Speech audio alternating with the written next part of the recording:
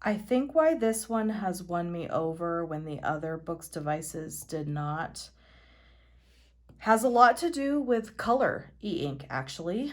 Um, I really like being able to use color in the notes I take.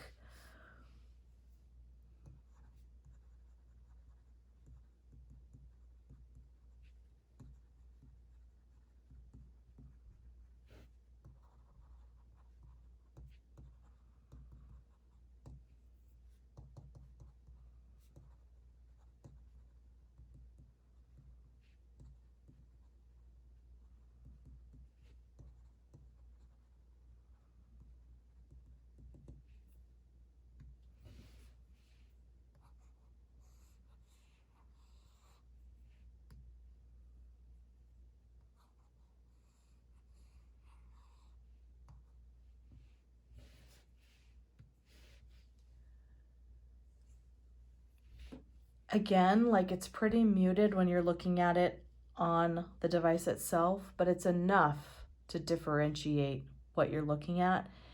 And then when you look at it online in the synced version, or download the PDF, the color is very stark and clear and bright and like you would expect color to look on a regular computer. With all these devices, I am mainly using them to write on. I do not do a lot of PDF annotating. I don't really read books on these so much.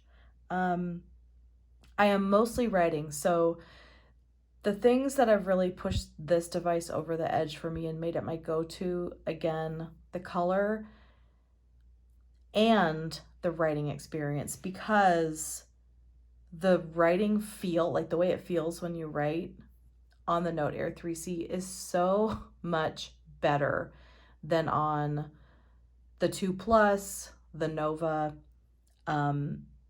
It just feels really good. It's like a little bit scratchy, but not too much.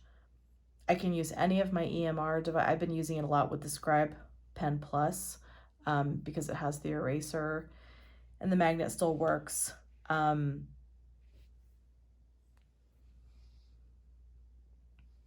It just feels good to write on. Same reason I always loved writing on my Remarkable. This has that, but with the light, which is great for me and my vision and the lighting in my house and the fact that it's winter. Like the light, I need to have the light. It helps so much. And the other thing I really like about it is, so I mentioned I have this new work gig that I've been doing, and I've been on my computer way, way more than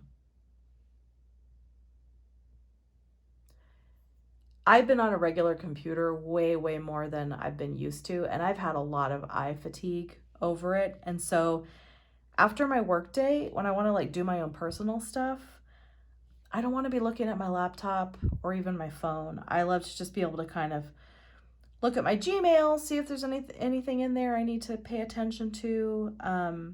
Maybe read a few articles on Instapaper.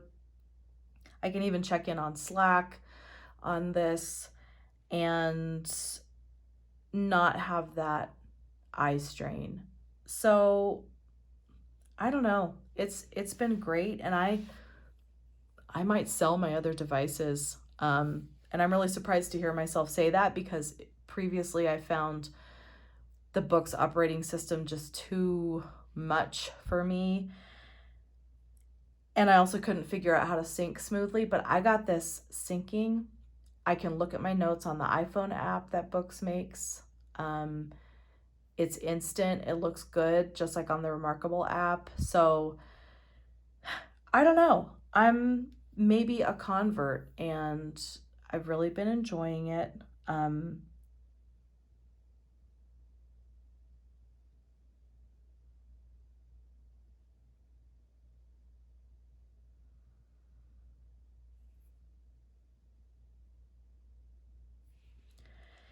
I'm having a few problems here and there, like sometimes my first attempt at turning a notebook page doesn't work, and I have to like do this a couple times. Of course, now it's working perfectly, but You know, just like little things like that. Occasionally the palm recognition messes up and resting my hand on it causes it to go back a page, things like that, but not in any way that makes it not worthwhile to use. So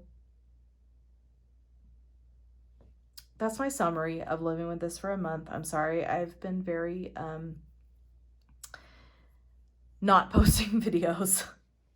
2024 for me is pretty wild. So I don't know how many videos I'm gonna be able to make, but yeah, I'm enjoying it. So maybe the best way to do this is just like, what questions do you have? I know there was some questions on previous videos about organizing notes and how the different systems organize notes. Still the best of the systems in terms of organizing, tagging, making headings, all of that, and being able to find those things later is the Supernote.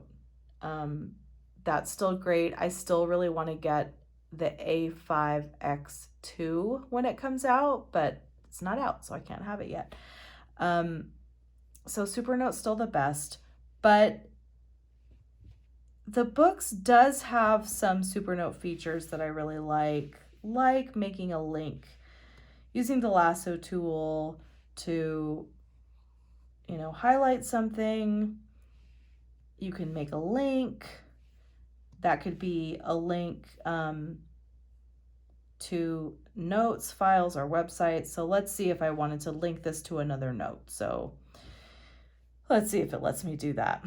Yeah, I can pick any one of these notepads and it gives me the option link to a different notepad or link to a page. If I link to a page, it still lets me choose from within those notebooks.